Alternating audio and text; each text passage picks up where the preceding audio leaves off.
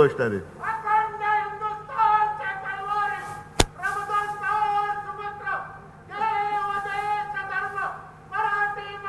त्याचं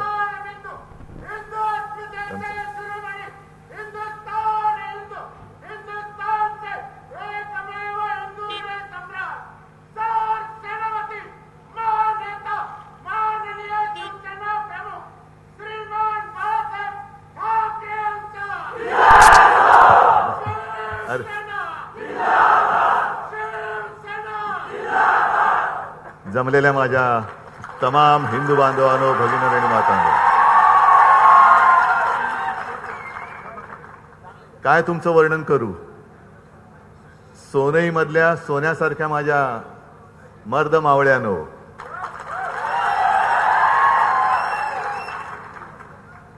मी राज्यभर फिरतोय आणि खरंच मी भारावून गेलोय.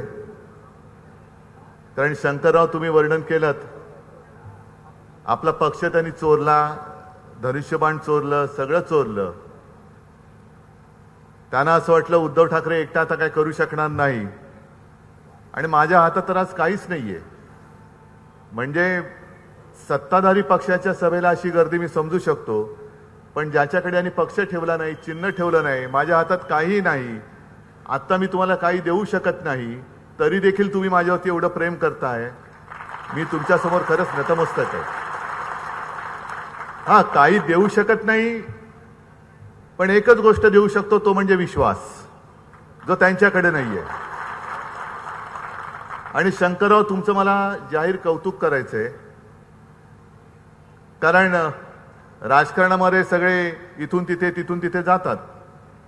आता शंकररावांची किंवा गडाख कुटुंबियांची तशी शिवसेना म्हणून आधी काही आपली जवळीक नव्हती. 2019ला अपक्ष लढले, काय त्यांनी विचार केला, सोबत आले, आणि मीही त्यांच्यावरती विश्वास टाकून त्यांना मंत्रिपद दिलं. जर गद्दारांनी सरकार पाडलं नसतं तर आज सुद्धा शंकरराव मंत्री असतेच.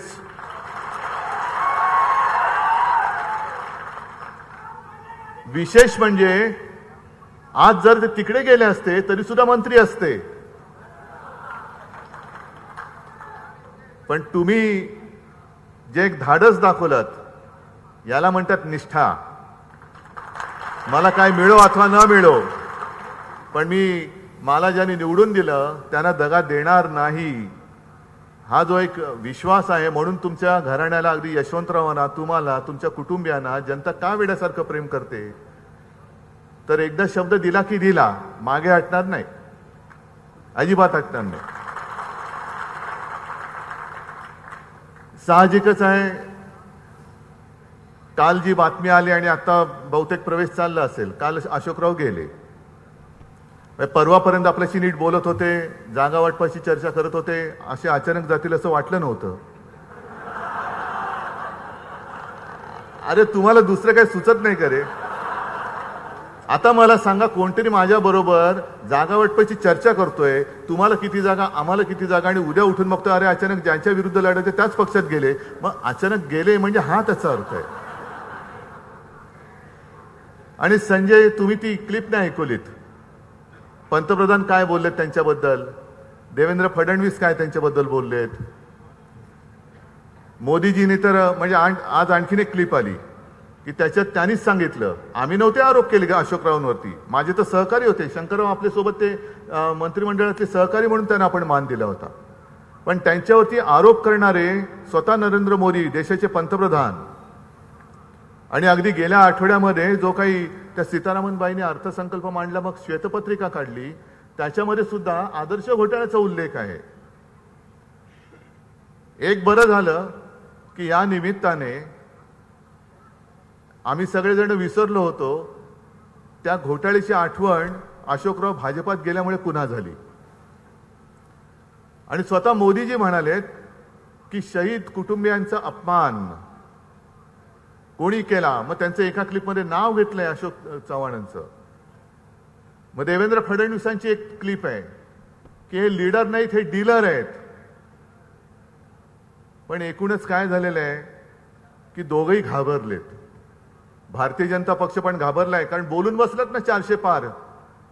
संजय तुम्ही 200 म्हणजे खूप बोलला, तो मी म्हणतो 40 पार पण नाही होणार. कारण त्यांना आता भीती वाटते की बोलून बसलोय 400 पार, मग नितीश कुमारला फोड, अशोक चव्हाणांना फोड, अगदी शहीदांच्या कुटुंबियांचा अपमान केलाय, डीलर बोललोय तरी त्यांना घे.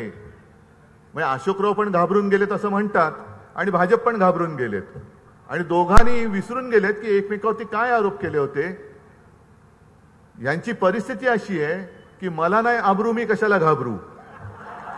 आबरूच नाही शिल्लक ठेवलेली, सगळ्या आबरूचे धिंडवडे निघालेले आहेत. आबरू आबरू आपण असं म्हणतो की अरे असं केलं तर कसं होईल, मी असं नाही करू शकत, मी अमुक एक गोष्ट बोललो होतो आणि त्याच्या विरुद्ध मी कसा वागू शकतो, लोक काय म्हणतील. नाही, यांना आबरूच नाहीये तर घाबरतायत, घाबरू कशाला. म्हणजे अशोकरावांना सुद्धा आता पर्याय सापडला, इतके दिवस त्यांना कळलंच नव्हतं. आणि अजूनही माझं मत आहे की जे जे असे घाबरट लोक असतील त्यांनी त्या घाबरू पक्षामध्ये जावं, भेकड पक्षामध्ये जावं. मला एका गोष्टीची लाज एवढ्यासाठी वाटते की अवकाळीचा तडाखा बसलेला आहे, परत विदर्भात बसलाय, मराठवाड्यात सुद्धा त्या बाजूला बसलाय, नांदेड वगैरे परिसरात. मला वाटतं विदर्भात वर्धा वगैरे तिकडे त्या बाजूला तर गारपीट झालेली आहे, बरोबर ना. मग कोणी कोणाकडे जायचं. आज अशोक चव्हाणांनी भाजपात जाण्यापेक्षा शेतकऱ्यावरच्या बांधावरती जायची गरज होती. शेतकऱ्याच्या बांधावर जायला पाहिजे होतं त्यांनी. ठीक आहे, तुमचं जे काय आहे राज्यसभेचं वगैरे स्वप्न, हे तुमचं तुमच्यापुरतं ठीक आहे, पण ज्या शेतकऱ्यांनी तुमच्यावरती एक विश्वास ठेवला, आज हे एवढी सगळी लोक जमलेत. किती शेतकरी आहेत? सगळे आहेत ना. आता मला तुम्ही सांगा, मी उघड उघड बोलतो, अगदी जाहीर सभेत, मी मुख्यमंत्री असताना कदाचित देशातला पहिला मी मुख्यमंत्री असेन की निवडणुकीनंतर पहिल्या अधिवेशनामध्ये माझ्या शेतकऱ्यांची मी कर्जमुक्ती केली होती. मिळाली होती की नव्हती? 2 लाखापर्यंतची कर्जमुक्ती पिकाची. जी काही संकट आली त्या संकटात तुम्हाला मदत मिळाली होती की नव्हती? आता 2 वर्षात मिळते का? मग कोणी कोणाचं काम करायचं? तुम्ही तुमच्या कुटुंबियांची किंवा तुमच्या घराची सगळी जी काही रक्षा बघताय, सुरक्षा बघताय, स्वतःच्या भवितव्याचा विचार करताय. अरे आज माझ्या राज्यामध्ये, मराठवाड्यात असेल, सगळ्या महाराष्ट्रामध्ये सगळ्यात जास्त शेतकऱ्यांच्या आत्महत्या होत आहेत. मग राज्यकर्ते काय म्हणतात? त्वरित चौकशी. आता सुद्धा संकट आल्यानंतर मुख्यमंत्र्यांचं अजून कुठे स्टेटमेंट नाही आलं. मी त्वरित पंचनामा करण्याचे आदेश दिलेले आहेत. कसले डोंबल्याचे आदेश? किती आतापर्यंत पंचनामे? आता तुमच्याच कारभाराचा पंचनामा करण्याची वेळ आलेली आहे. आणि हे सगळे पंच माझ्या समोर बसलेले आहेत. हे सगळे पंच आहेत. हे सगळे पंच जे आहेत, महाराष्ट्रातली गोरगरीब जनता ही तुमच्या या नालायक कारभाराचा पंचनामा एकदा निवडणुकीत करणार आहेत. पंचनाम्याच्या वागून पंचनाम्याची नाटकं होत आहेत, थेरं होत आहेत, थोतांड होत आहेत. खरंच किती मदत मिळाली तुम्हाला? बरं, आणखीन या सरकारने एक नवीन योजना काढली होती, 1 रुपयामध्ये पीक विमा योजना. माहिती आहे तुम्हाला? किती जणांनी पीक विम्याच्या योजनेचे अर्ज भरले आणि किती रुपयाची तुम्हाला भरपाई मिळाली? काहीच नाहीये. पण त्याच्या मागचा तुम्हाला घोटाळा कळला काय? तुम्हाला बरं वाटलं की 1 रुपयामध्ये मला पीक विम्याची योजना मिळते, मी 1च रुपया भरणार. पण तुमच्या हिश्श्याचा जो वाटा होता, जो तुम्ही भरायचा होता, मला त्याच्याबद्दल समाधान आहे की तो राज्य सरकारने भरला. पण तो भरलेला हिस्सा हा यांच्या मित्रांच्या इन्शुरन्स कंपनीत त्यांच्या खिशामध्ये गेलाय आणि माझ्या शेतकऱ्याच्या हातात काय पडलं? मग एवढे सगळे घोटाळे करतात, जिथे जाऊ तिकडे खाऊ, सगळीकडे जिथे जातात तिकडे खातात. पण संपूर्ण राज्यामध्ये जी शेतकऱ्याची दैना झालेली आहेत, विभागवार पिकं आहेत. कुठे ऊसाचं पीक आहे, कुठे कापसाचं आहे, कुठे सोयाबीन आहे, कुठे तूरडाळ असेल, कुठे कांदा आहे. कापसाच्या शेतकऱ्याला जाऊन विचारा तुम्ही, खरेदी केंद्रावरती आपला कापूस पिकवणारा शेतकरी किती जातो? जातच नाही. आणि त्या पलीकडे जाऊन जे माझ्या कानावर आलंय की विदर्भात खास करून एक सरकारने काहीतरी एक हमीभाव दिलेला आहे, बरोबर ना अंबरस? आणि एक नियम केला की ह्या हमीभावाच्या खाली कोणी खरेदी केली तर त्याच्यावरती गुन्हा दाखल करू.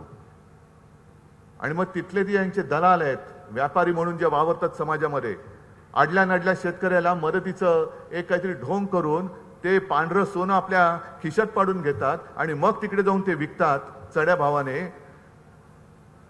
शेतकऱ्याकडनं ते पडत्या भावामध्ये कापूस खरेदी करतात आणि गुन्हा दाखल होऊ नये म्हणून शेतकऱ्याकडनं एक हमीपत्र लिहून देतात की या भावाने मला याला कापूस विकत द्यायला माझी काही हरकत नाही, ना हरकत प्रमाणपत्र. म्हणजे जर शेतकऱ्यानेच जर कोणाला दिलं व्यापाराला तर सरकार त्याच्यावर कसा गुन्हा दाखल करणार? हे नाटक हे काही शेतकऱ्यांना कळत नाहीये. आणि ही जागा तुम्ही शंकरराव निवडली, ही चांगली केली. इकडे जगदंबेची यात्रा भरते आणि तुम्ही म्हणालात यात्रेत हौसे नवसे सगळे जमतात, पण इकडे मला यांच्या स्वरूपामध्ये जगदंबा दिसते. प्रत्यक्ष जगदंबा आता इकडे अवतरलेली आहे. ज्या नाशिकच्या शिबिरात मी बोललो होतो ना, बये दार उघड, ती बया माझ्या समोर बसलेली आहे. ही बया समोर बसलेली आहे. आणि हा महाराष्ट्र आहे. मोदीजींना असं वाटत असेल की मोठमोठे नेते इथले जर का आपण फोडून घेतले तर हे पाळीव जनावरांसारखी यांची जनता सुद्धा यांच्या पाठीकडे जाईल. तसं नाहीये मोदीजी. हा महाराष्ट्र नेहमी संकटाच्या छाताडावरती चालून जाणारा महाराष्ट्र आहे. ही महाराष्ट्राची ओळख आहे. आणि एक तर तुम्ही जे काही करता आहात पंतप्रधान म्हणून तुम्हाला हे शोभत नाहीये. तुम्ही देशाचे पंतप्रधान आहात की गुजरातचे पंतप्रधान आहात? तुम्ही माझ्या महाराष्ट्रामध्ये देत तर काहीच नाहीत, पण महाराष्ट्रामध्ये येणारे उद्योग धंदे तुम्ही तुमच्या गुजरातमध्ये पळवून नेत आहात. महाराष्ट्रामध्ये जे होते ते उद्योग धंदे हे गुजरातमध्ये घेऊन जात आहेत. मला गुजरातबद्दल अजिबात असूया नाहीये, गुजराती समाजाबद्दल पण नाहीये. पण गुजराती समाजाने सुद्धा आता विचार करण्याची वेळ आलेली आहे की अनेक पिढ्यांपूर्वी तुम्ही आमच्या महाराष्ट्रामध्ये आला, उद्योग करताय, धंदे करताय, व्यवसाय करताय, रोजीरोटीसाठी इकडे आलात. तुम्ही आम्ही सगळे एकत्र येऊन गेलो. जसं दूध आणि साखर एकमेकांमध्ये मिसळून जातं तसं गुजराती आहेत, मराठी आहेत, एकमेकांमध्ये विरघळून गेले, मिसळून गेले. पण इथले सगळे उद्योग धंदे जर काही उचलून गुजरातकडे नेणार असतील, मग आपल्या महाराष्ट्राने त्यांचं काय घोडं मारले, काय अपराध केला माझ्या महाराष्ट्राने? हे महाराष्ट्राचे लूट करणारे जे हुकुमशाह आहेत, हो मी त्यांना हुकुमशाह म्हणतो, हे हुकुमशाह आणि यांची हुकुमशाही जी महाराष्ट्राला बर्बाद करायला निघालेली आहे, ही तुम्हाला परवडणार? ही तुम्हाला पटते? मोठ्या शेतकऱ्यांचा यांना एक पुळका आलेला आहे की आम्ही शेतकऱ्यांसाठी आता काम करू. म्हणजे दिल्लीच्या सीमेवरती शेतकरी धडकलेले आहेत. संजय राऊत बोलले, अंबादास दानवे बोलले, कदाचित काही चॅनल दाखवत असतील, पण ह्या गोष्टी जो सरकारच्या विरुद्ध उठाव होतोय तो चॅनल दाखवणार नाही, कारण त्यांच्यावरती सरकारचा दबाव आहे. आज आपण इकडे म्हणतोय की आम्हाला हमी भाव द्या, हमी भाव द्या, हमी भाव द्या. कसला हमी भाव तुम्हाला मिळतोय? म्हणजे जो काबाड कष्ट करणारे शेतकरी आहे त्याला हमी भाव मिळत नाही, पण जो गद्दारी करतो त्याला मात्र खोक्यांचा भाव मिळतोय. त्याला खोके त्याच्या घरी पोचतायत, पण तो काबाड कष्ट करून आम्हाला जगवतो, सगळ्यांना जगवतो, देशाला जगवतो, तो शेतकरी. म्हणजे मला आज सुद्धा आठवतंय की गेल्या काही महिन्यापूर्वीच मी आलो होतो शिर्डीला. त्या विमानतळाच्या बाजूला गेलो होतो, फिरत होतो. भर पावसात मी आलो होतो. आठवतं तुम्हाला?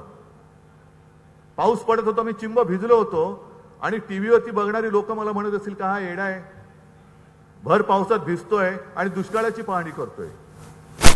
दिवाळीचा सुमार असेल, पण भर पावसात मी आलो होतो. समोर म्हणजे पाऊस पडत होता, रिपरिप रिपरिप पावसाची चालू होती. चिखल झाला होता सगळा. चिखल माझ्या पायाखाली पण होता आणि चिखल तुम्ही पेरलेल्या आणि उगवलेल्या सोन्यासारख्या पिकाचा सुद्धा चिखल झाला होता. सुकून गेलेली सगळी पिकं. काय किती मिळाली तुम्हाला मदत? हे आत्ताच आहे, गेल्या काही महिन्यापूर्वीच.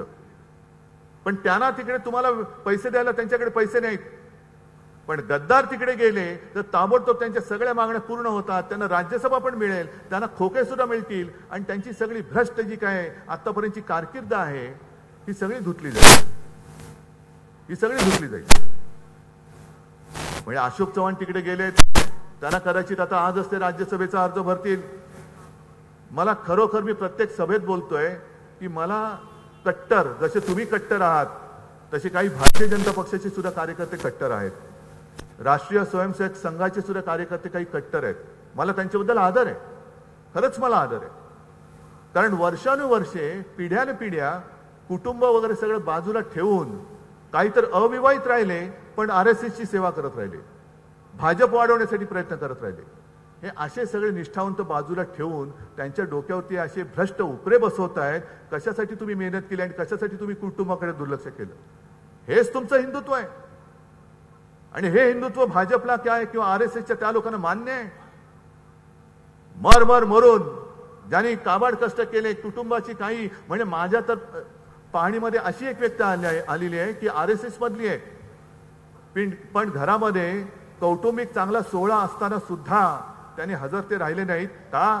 RSS ची बैठक आहे, RSS ची बैठक आहे. असेल माझं कोणाच्या तरी घरामध्ये वाढदिवस असेल, कोणाचं बारसं असेल, कोणाचं काही आणखीन कार्य असेल, चांगलं शुभ कार्य आहे, आनंदाचा क्षण आहे, पण नाही, RSS ची बैठक आहे, मी RSS च्या बैठकीला जाणार. त्या बैठकीत जाऊन तुम्ही बैठकीला जाताना असे उपरे तुमच्या डोक्यावरती बसवले जात आहेत, तरी सुद्धा तुम्ही त्यांचं काम करत राहणार. आणि तुम्ही केवळ काम करताय आणि तुम्ही म्हणाल ते हिंदुत्व, तुम्ही म्हणाल ते देशप्रेम, तुम्ही म्हणाल ते देशद्रोही, हे नाही मान्य करणार. कारण शिवसेना प्रमुखांनी शिवसेना ही भाजप किंवा मोदींची पालखी वाहण्यासाठी निर्माण केलेली नाही. आम्ही शिवभक्त आहोत, आम्ही हिंदुत्वाची पालखी वाहू, आम्ही छत्रपती शिवाजी महाराजांची पालखी वाहू, पण या नतद्रष्ट भाजपाची पालखी आम्ही कदापि वाहणार नाही. त्या पालखीची भोई आम्ही होणार नाही, अजिबात होणार नाही. आणि तुमचं काम फार मोठं आहे. आता अनेक जण तुमच्याकडे येतील, हे निर्लज्जम सरासुखी सुद्धा येतील, प्रचार करतील. एक तर खासदार तर इकडे गेलेच आहेत तिकडे पाणी भरायला, तर पुन्हा उभे त्यांनी राहावंच, त्यांनी उभं राहूनच दाखवावं. नव्हे, मी तर म्हणतोय आपल्या उमेदवारासमोर भाजपा आणि त्यांच्या भ्रष्ट साथीदाराने उमेदवार उभाच करून दाखवावा. कोणी असेल करून दाखवा उभा, मग तुम्हाला कळेल की निष्ठावंत कसा पाणी पाजतो तुम्हाला. उगाच तुम्ही ते जे काय त्यांनी श्रेय घेत होते, निळवंडे धरण, अरे मेहनत आपली, पण आता त्यांचं पाणी नाही त्यांना पाजायचं, पराभवाचं पाणी त्यांना पाजायचं, पराभवाचं पाणी.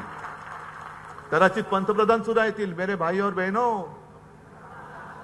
निवडणुका आल्यानंतर मेरे प्यारे देशवासियों, सबका साथ, आणि निवडून आल्यानंतर मित्राचा विकास. मग यांना त्यावेळेला शेतकरी नाही दिसत, त्यांना यांना तेव्हा सुटाबुटातल्यांचे मित्र पाहिजे असतात. शेतकरी फक्त आणि फक्त मला निवडून देण्यापुरता मला पाहिजे, नंतर कोण आहेस तू, तुला दिल्लीत नाही येता येणार, तुझ्यामुळे मी दिल्लीत आलो. शेतकऱ्यांमुळे पंतप्रधान मोदी दिल्लीमध्ये पोहोचले, पण ज्यांच्यामुळे मोदी दिल्लीत पोहोचले त्या शेतकऱ्यांना आज दिल्लीच्या सीमेवरती अडवलं जात आहे. अशी लोकशाही आणि असे पंतप्रधान आपल्याला पुन्हा पाहिजेत. म्हणजे संजय राऊत जे बोलले ते खरंय. काय परिस्थिती असेल, आज आपण इकडे उन्हामध्ये बसलो तरी उन्हाचे चटके हे इथल्या पहिल्या रांगेतले ना सहन होत नाही, तरी तुम्ही करताय. पण तिकडे जे शेतकरी त्या सीमेवरती गेले, दिल्लीच्या, देशाच्या नाही, ते चीनमध्ये घुसत नाहीयेत, पाकिस्तानमध्ये घुसत नाहीयेत, आपल्या स्वतःच्या हक्काच्या राजधानीमध्ये जात आहेत आपल्या मंत्र्यांना भेटायला. पण त्यांच्या मार्गात पोलीस, हजारो पोलीस उभे केलेत. आता तर सकाळी येताना कळले की त्यांच्यावरती अश्रुधुराचा मारा केलेला आहे. अरे अश्रुधूर कशाला सोडताय? शेतकरी माझा असाच रडतोय, त्याच्या डोळ्याला अश्रुधारा आधीच लागलेला आहे, आणखीन कशाला अश्रुधूर सोडताय? पण तो जे काय मागतोय की मला हमी भाव द्या, माझ्या शेतीमालाला मी पिकवतोय, मी भीक नाही मागत. जे दिवस रात्र काबाड कष्ट करून मी देशाला पोचतोय, त्याचा मला थोडा तरी माझ्या घराला, कुटुंबाला काहीतरी आधार मिळण्यासाठी माझ्या हक्काचा पैसा मला द्या. पण ते सुद्धा मागायचं नाही. मागाल तर आम्ही गोळ्या घालू. गपगुमानप्रमाणे पण तू मला मत दे, कारण माझा मित्र तिकडे वाट बघतोय, तू मत देतोयस कधी, आणि मी त्याच्या घशामध्ये सगळ्या कंपन्या आणि पैसे टाकतोय कधी, तो मित्र वाट बघतोय. घाई कर, मला घाई आहे, मत दे, मला त्या मित्राची तुंबडी भरायची. ही अशी सगळी नालायक कारकीर्द बघितल्यानंतर मला असं वाटतं, खरंच मी एक मागे बोललो होतो की 20-25 वर्ष शिवसेनेने भारतीय जनता पक्षाला साथ दिली. शिवसेनेच्या आयुष्यातली ती मौल्यवान 20-25 वर्ष सडली, खरोखर सडली, खरोखर सडली. कारण आम्हाला काय माहिती होतं, आम्ही एक हिंदुत्वाचा एक नारा घेऊन पुढे चाललो होतो. आता यांचं हिंदुत्व काय आहे ते मला कळलं. कारण अनेक ठिकाणी जातो, इथे सुद्धा आले असेल, मुस्लिम समाज आपल्या सोबत येतोय, इथे सुद्धा आला असेल. आणि मुस्लिम समाज मला जे सांगतोय की उद्धव साहेब आप आगे बढो, तुम्ही सांगताय. म्हटलं अरे माझ्या हातात तर भगवा आहे, मी हिंदू आहे, हिंदू हृदय सम्राटांचा मी पुत्र आहे. तो नहीं, आपके बारे में एक गलतफहमी की कर दी गई थी. माझ्याबद्दल, शिवसेनेबद्दल एक गैरसमज करून दिला होता. तुमचं हिंदुत्व आणि भाजपचं हिंदुत्व याच्यामध्ये फरक आहे. म्हटलं बाबा तेवढंच राहिलं, तर तूच सांगा मला काय फरक आहे.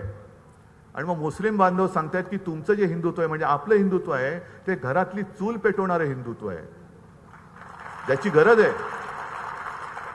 त्याची गरज आहे, घरातली चूल पेटली पाहिजे. आणि भाजपचं हिंदुत्व आहे ते घर पेटवणारं हिंदुत्व आहे, घर पेटवणारं हिंदुत्व आणि घरातली चूल पेटवणारं हिंदुत्व. तुम्ही निवडायचंय कोणतं हिंदुत्व तुम्हाला पाहिजे, कोणतं हिंदुत्व तुम्हाला पाहिजे. आणि भारतीय जनता पक्षाला सुद्धा सांगतोय की तुम्ही हा जो काय कारभार केलेला आहे, हा कारभार संपूर्ण जग बघते, महाराष्ट्रातली जनता बघते, देश बघते. आणि हीच मोदी गॅरंटी आहे का भ्रष्टाचार करा आणि भाजपात या, तुम्हाला राज्यसभा मिळेल, मुख्यमंत्री व्हाल, उपमुख्यमंत्री व्हाल, काही होणार नाही. कुछ नहीं होगा यार, कौन है ईडी वाले, खाली नाम बताओ, कल सुबह आके आपके घर में झाड़ू लगाएंगे. ये मोदी गॅरंटी है, भ्रष्टाचार करो और भाजपा में आ जाओ, मोदी गॅरंटी है. मैं देवेंद्र फडणवीसांची आणखीन एक क्लिप आहे. आम्ही सगळ्यांसाठी दारं उघडलेली नाहीत, आम्ही फिल्टर लावलेला आहे. आणि तो फिल्टर असा असेल की तू कितीचा भ्रष्टाचार केलाय, 100 कोटी हेड, कितीचा केलाय, 10,000 कोटी, ठीक आहे ये, 70,000 कोटी ये, तुला उपमुख्यमंत्री करतो, त्याच्याहून मोठा केलाय ये, तुला मुख्यमंत्री करतो, हा फिल्टर तुमचा. असे सगळे फिल्टर बघितल्यानंतर खरंच जगामध्ये आपल्या देशाची आणि आपल्या हिंदुत्वाची काय निंदा नालस्ती होत असेल याची कल्पना आपण करू शकत नाही.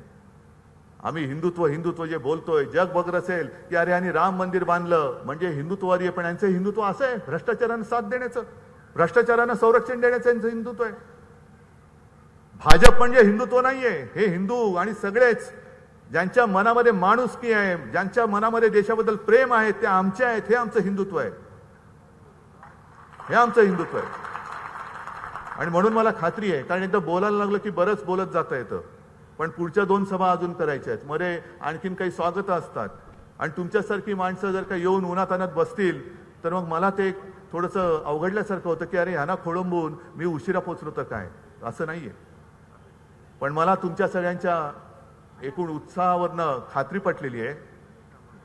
देश हा खूप मोठा आहे, प्रत्येक राज्यामध्ये प्रत्येक एक प्रादेशिक पक्ष आहे आणि तो आपल्या देशासाठी लढतोय.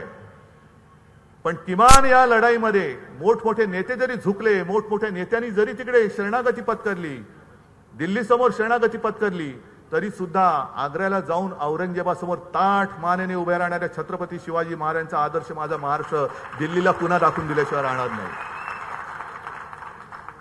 मोडेन पण वाकणार नाही, मोडणार तर नाहीच, पण तुम्हाला वाकवल्याशिवाय राहणार नाही. हा छत्रपती शिवरायाचा जो बाण आहे तो मला तुम्ही यावेळेला या निवडणुकीत दिल्लीश्वराला दाखवायचा आहे. आणि मला खात्री आहे की एवढ्या मोठ्या संख्येने तुम्ही आलात, एका जिद्दीने आलात. परत एकदा सांगतो, आज त्यांच्यासाठी मी कोणी जरी नसलो तरी तुमच्यासाठी मी कुटुंबातला एक सदस्य आहे. या प्रेमाने इकडे आलात त्याच्याबद्दल तुम्हाला मी धन्यवाद देतो. तुमचं प्रेम आणि तुमचे आशीर्वाद ही माझी ताकद आहे आणि त्या ताकदीच्या जोरावरती मी तुमच्यासाठी ही लढाई लढणार आणि तुम्हाला ही लढाई जिंकून दिल्याशिवाय राहणार नाही हे एक वचन देतो आणि आपली रजा घेतो. जय हिंद, जय महाराष्ट्र. एबीपी माझा, उघडा डोळे बघा नीट.